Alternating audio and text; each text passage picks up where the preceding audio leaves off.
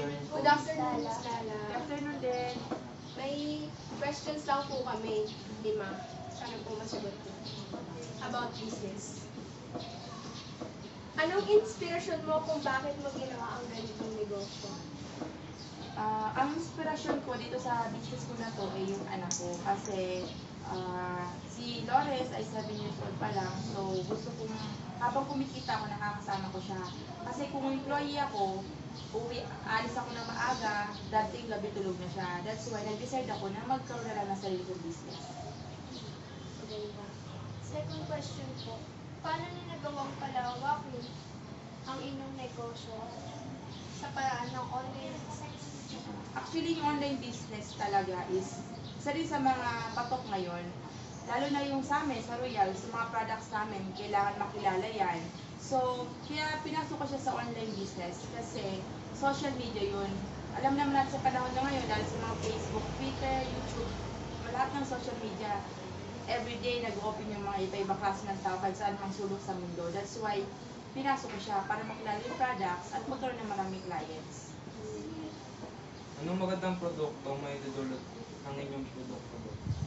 Yung products kasi ng Royal is more on beauty products, vitamins sa beverages. Beauty products more on sa sa skin ng mga Filipinos. Then yung mga vitamins naman, more on health siya. Tsaka yung beverages, para rin sa mga health conscious din na mga Filipino. Kaya may nagtagda kami ng ganong products. Maganda to. Tulad nito, recharge. Recharge, may mga UTI, may mga kidney problems, yan. Example ng mga beverages namin yan. Lalo yung mga mahilig sa mga maalat, yan. Patanggal ng mga kidney stones. Yung mga sample ng products namin. Bakit naman po dermal product ang naisip ng negosyo? Dermal product, kasi unang-una, yun ang forte ko.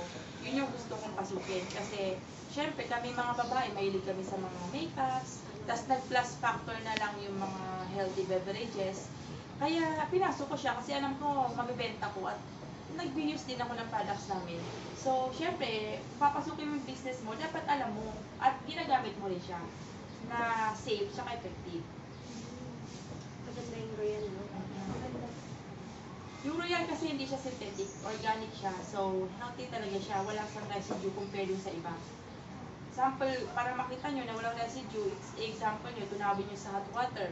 Hot water, pag tinunaw nyo, yung isa man sa mga capsule namin, wala siyang matitira doon. Walang residue, kaya safe siya talaga inumin. Tsaka recommended ng mga doctors. Bakit niyo po nagawang online business? Bakit niyo po ginawang online business? Yun nga, yung sinabi ko kanina, online business kasi, para makilala agad yung products. Kasi dito sa Philippines, kilala na yung Royal. Lalo na sa mga beauty products namin, kilala na siya. Eh, paano yung mga market ko abroad, international? So, syempre, di ko naman matatawagan yun everyday. So, online, kayang-kaya silang abutin kahit saan man silang sulok sa mundo na Filipinos. Unang-una kasi market namin Filipinos eh.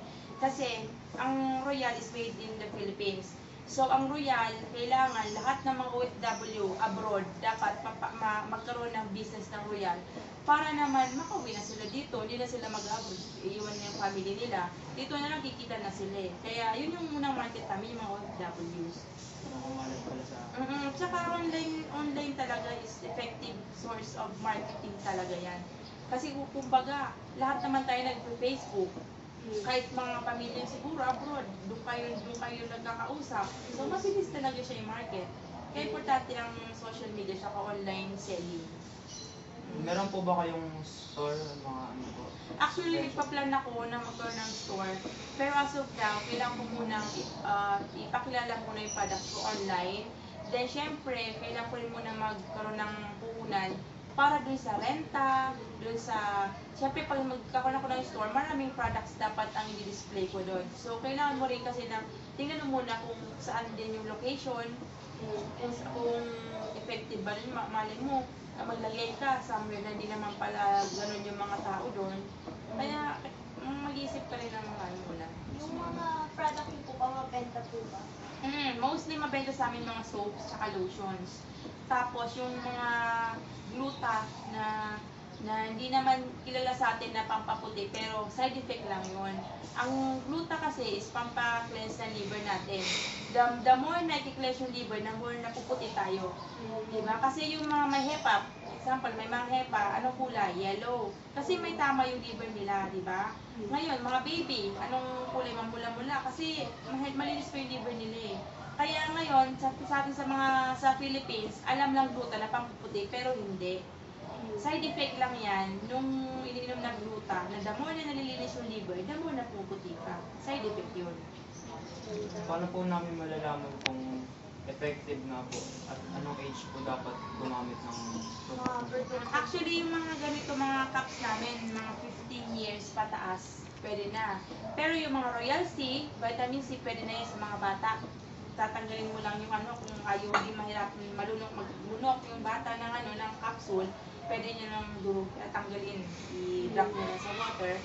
Tapos yung mga soaps naman, 15 years old din pwede na gumamit. 15 pataas, 14 pwede na rin yan, basta hindi na masyadong, nasa teenage na siya. Then yung mayroon kami mga beverages, ito kasi yung sample ko lang is charge, pero mayroon kami Choco All 8 and coffee. Yung Choco All 8 para yun sa mga bata, sa mga kids na hindi makain ng gulay, puro gano'n na lang, compare dun sa binibili natin sa market na puro chocolate lang. Ito kompleto, may spirulina, may grape seeds, yung mga gano'n na healthy sa mga bata. Yun ang market namin. Saan pa po bang country kilala ang Royal? Actually, may mga branches kami ngayon, ang existing na branches, Singapore, Taiwan, Dubai, tsaka yung isa is dito, Philippines. Then, magbubukas kami soon sa December sa UK, Kuwait, saka Saudi Arabia. Kasi, dapat proud tayo sa Royal kasi galing sa atin yan. Parang ang project namin, ang ano namin dito sa Royal, ang mission namin, makilala ang Royal sa ibang bansa para naman makilala rin ng mga Pilipino bilang mga businessman, hindi bilang mga OFW. Yun ang purpose talaga ng Royal. Paano nyo po sila nabebenta sa online? Online, mostly yung mga clients ko, Facebook.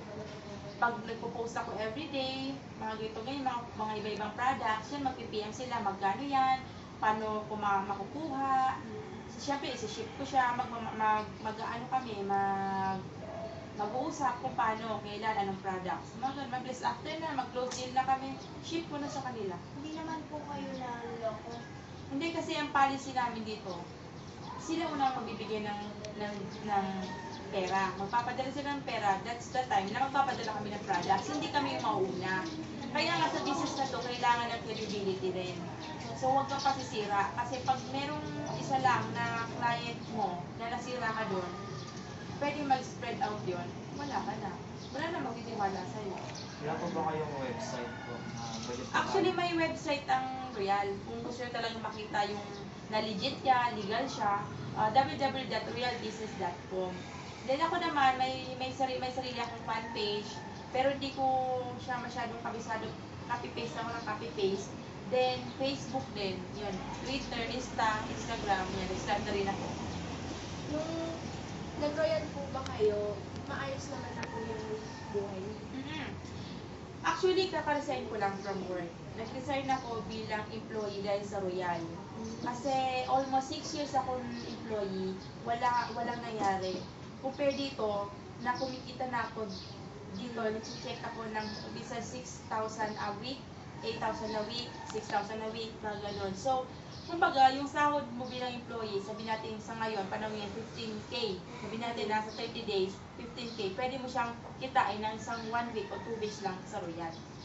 Kasama mo pa yung anak mo, at business ka pa, hawak pa yung oras mo. So, employee, talagang may oras ka. Papasukin mo yun, papasok ka talaga kung ano yung oras na yun. Napakaganda naman. Kailangan lang talaga sa una, syempre, tiwala. Kasi unang-una, alam mo naman dito sa atin sa Philippines, pag mga networking, iba yung dating. Hindi naman masisisi kasi ang dami naman talaga before na mga illegal. Pero hindi ito, approved talaga ito ng FDA, PPAC, lahat ng mga government agency na namin. Approved talaga yan. Tsaka hindi kami fake kasi harap ng office namin is the BIR. So, syempre, kung kami, hindi kami nagbabayad ng tax, syempre, close yan. Hindi eh. Tsaka may mga members din kami, mga police, mga general, mga ganyan. So, talagang legit, tsaka legal ang Royal. Thank you po, ma'am. Thank you po. Kung sakali pong order po kami, may number po ba na pwede namin tawagan? Oo, pwede naman kayong mag-ano sa akin, sa online, sa Facebook. Then, you can call and text me naman sa 0917-642-9317. Thank you po. Thank you. Napakaganda po. Salamat. Thank you. Yun.